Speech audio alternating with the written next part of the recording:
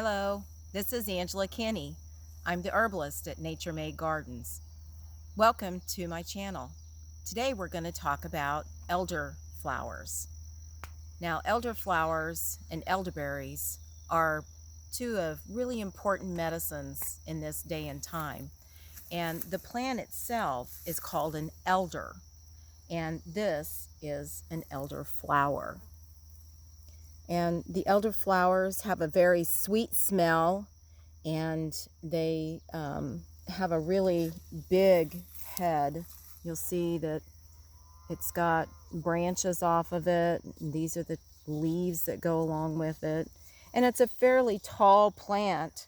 It's more like a shrub. And I'm going to show you the difference between it and a couple of other lookalikes. Elderflowers then will turn into elderberries. And elderberries, this is the beginnings. These aren't ripe. They're just got done blooming, and now they're putting on, and they will be big red, purple berries that I'll do a video on them at a later time when they come due to harvest.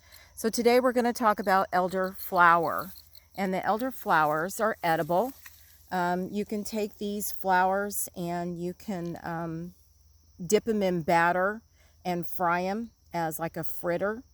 The elderflower can be made into a tea, and the tea helps with fever. Now, I wanted to talk just a little bit about fever. Fever is an important part of your immune system. So when you run a fever, you don't want to suppress it. You don't want that fever to go away, because it's your immune system's way of fighting off whatever's going on in your system, the flu or a cold or something like that. So the way that lots of times herbs work is they will just support that fever.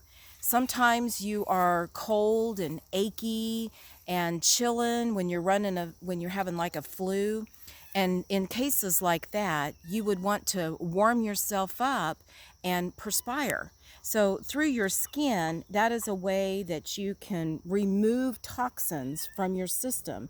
When your skin sweats, you are removing those toxins from your system. And that's an important function for your body that's natural, that we need to let happen.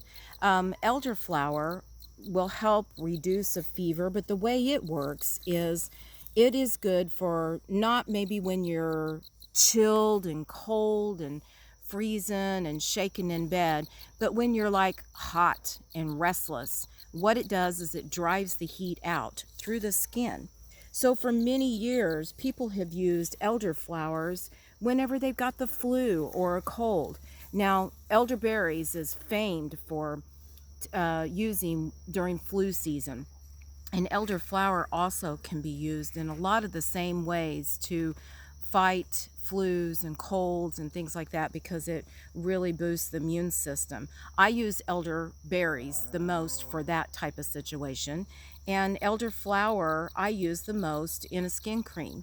So the elderflower is been known for years to be really good for the skin. It helps with wrinkles, which is always great, but it's a natural UV protectant. Now, it doesn't keep you completely like a sunblock, but it helps to protect your skin from damaging UV rays. So I have used this, and I take these flowers. I won't take any from this. This is one of my elderberry spots that I raise my own elderberries and harvest berries and sell it and make it into products. And I will go into elderberries at a later video, but today we're going to talk about elderflowers. So I will take elderflowers, and if you pick the flowers, you won't have berries after that. So I pick some flowers, and I don't pick near as many flowers as I do berries, but I pick some flowers and I dry them in a dehydrator, and then I will take them and use them combined with calendula flowers, and I'll try to do another video on it. And I put those two together and make an oil, and then I turn that into a face cream. And so I use the elderflowers the most with my face cream. So, but you can eat them. They're good. You could make a tea out of them to help with the fever. You could make a syrup out of them to, you know, put in a drink or something like that. And you could tincture them. Lots of different ways that you can use them. But the way that I use them the most is I use them in my face cream. Not that I don't like to use them for the other things. I always have them on hands in case there's a fever issue. But I want to explain that whenever you're using things like Tylenol, it's going to suppress that fever, and your body's not going to work in a natural way to fight off the flu. And so you're suppressing the fever, and then you're going on because you feel better, and you may be spreading that to other people. So it's important to listen to your body and let it work in a natural way. And a lot of herbs will support a natural way to have a fever. So lots of times we don't think that we're running a fever and we don't want to like sweat and bring it out, but that's what we need to do. We need to drive that fever out and not suppress it, but let it do its job, and just try to keep ourselves comfortable by doing a cool cloth, a bath, drink some teas that would help, and let our body fight off that flu. So I'm going to show you two other plants that grow right along beside my elderflowers, and a lot of people get them a little bit mixed up. You won't get them mixed up once I show you. But one thing also I want to say is these are blooming right now. This is the Midwest, and we have a little bug here that's just, well, we have two little bugs here that are just enjoying that. I don't think they're eating anything. They're just on there. You can look at different places and you can spot them this time of year. This is the Midwest, and this is June 15th. And so they're blooming, they're in full bloom, and you'll be driving down the road and you'll see them across the field, and they grow a lot besides places where along the edge of fields and kind of sometimes underneath timber.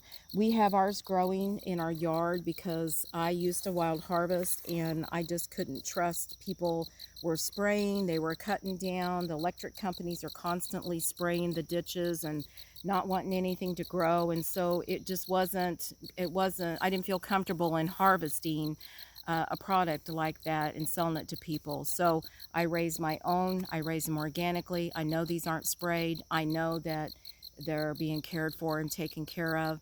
And so you can raise them, you can grow them yourself, but you may live on a property that it grows on your farm or on your land, and so now's the time to spot them. So we're going to walk over here to where, in the same area where I've got elderflowers growing, I also have Queen Anne's lace and wild carrot. So right here you'll see that there is something that is a flower right next to the elderflower, and you can see it here. This is Queen Anne's lace. It always has this little black part in the middle of that flower, and right here you can see that it is done blooming, and it goes up into this little nest like deal, and it'll dry and put on seed and cast out seed and spread. And Queen Anne's lace has got medicinal purposes too. We're not going to get into that today, but this is Queen Anne's lace. So you can see it's growing right here next to the elderflower, but it's not elder. And you can see the leaf on it down here. It's got kind of a, let me see if we can get in here. It's got kind of a ferny-like leaf. You can see that leaf right there. Okay, and then I'll show you the elderflower leaf. This is the elderflower leaf. See the difference? This is elderflower leaf. And over here is Queen Anne's lace leaf. Lots of difference. Queen Anne's lace will grow up to be about 3.5 feet, 5 feet tall, and elderflowers will grow up to be pretty big. Now this is a established elderberry patch that has been growing for several years. Some people cut theirs down every year and then let that growth come back up. We haven't cut these for a while, and there's pros and cons to do that, but we haven't cut them down. Okay, so in this same area, if you look, there's another little thing that's blooming white, and this is wild carrot. And wild carrot has a leaf that's very similar to the Queen Anne's lace, but not as big, not as ferny. And these little flowers will just come up, volunteer, and they'll put on a little seed head that is like a stick tight, and it'll stick to everything. And so we have them in our elderberry patch. And so by the time elderberry season comes, we will be picking stick tights off as we pick our elderberries. So not really great to have right here. But anyway, I wanted to show you the difference between wild carrot, and again, here's the leaf, and it doesn't get as tall as the Queen Anne's lace. Here's Queen Anne's lace, and here's the leaf on Queen Anne's. Let me get down here a little further on that leaf. See, it's a little bit different than the other, more ferny. Okay, and then here is elderflower. And your elderflowers have this big head. They usually have a great big head, and then here's their leaf.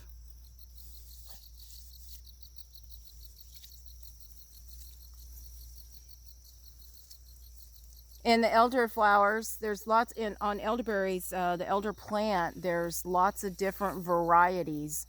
They're not all the same. Some of your elderflowers, they'll turn into berries, and the berries will just be out here like this, and sometimes they'll fall over and cast their berries down like this, and there's just sometimes they'll all come on at one time, and sometimes they'll have green ones on them and ripe ones on them, and so they're kind of like tomatoes. They don't all ripen at the same time, and you have some varieties that ripen all at the same time. So this is the elder plant.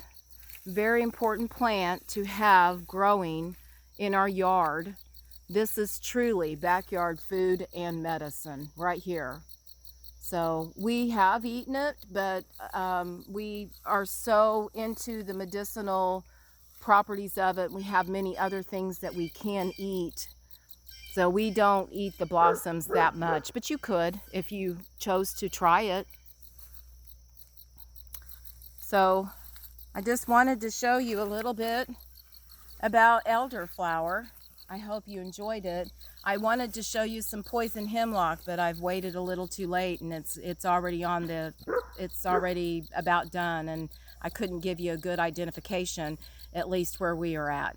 So some places it'll grow all together, and if you'll notice, the branch on this is, it's more of a woody branch type thing. Sometimes when you have a new growth, it's not as much that way, where your poison hemlock will be very hairy and it'll be spotted, and the flower will kind of be elongated.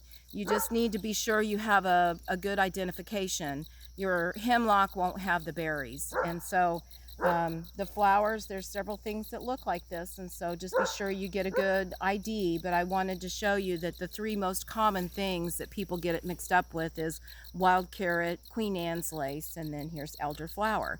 And so I hope you enjoyed that. Thanks for coming along, and be sure to subscribe to my channel and like my videos if you would. So thanks a lot.